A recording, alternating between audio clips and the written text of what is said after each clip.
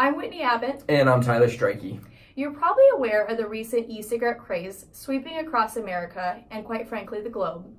Well, the North Central District Health Department and the Area Substance Abuse Prevention Coalition would like to clear up any misconceptions you might have regarding e-cigarettes.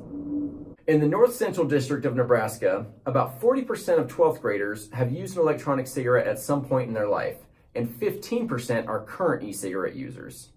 Electronic cigarettes, also known as e-cigarettes, e-vaporizers, or electronic nicotine delivery systems, are battery-operated devices that people use to inhale an aerosol.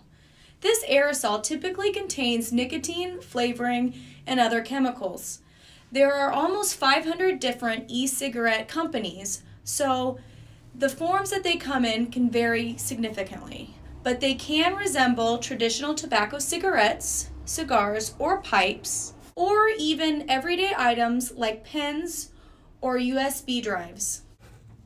So most e-cigarettes consist of just 4 different components, and that's going to include a cartridge or reservoir, which is going to hold the e-liquid solution that contains the nicotine, flavorings, and other chemicals. It's also going to have a heating element, a power source, which is usually a battery, and a mouthpiece. In many e-cigarettes, the puffing is what activates the battery-powered heating device, which vaporizes the liquid inside of the cartridge. The person then inhales the resulting aerosol or vapor. One of the most common e-cigs used by youth today are Joules, which look like USB drives and actually charge in a computer.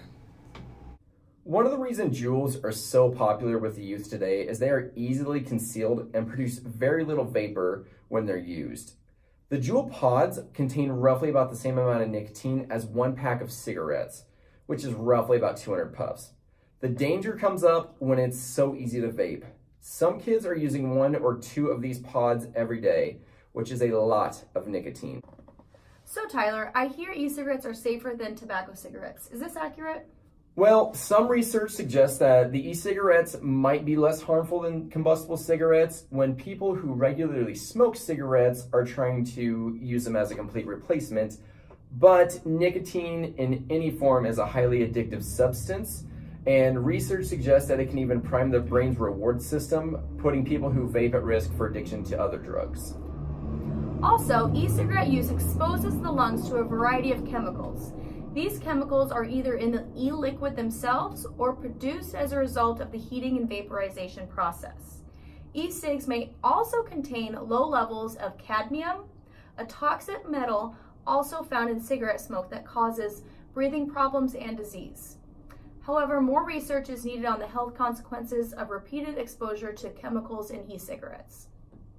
So talk to your kids about making healthy lifestyle choices and encourage them to remain tobacco and e-cigarette free.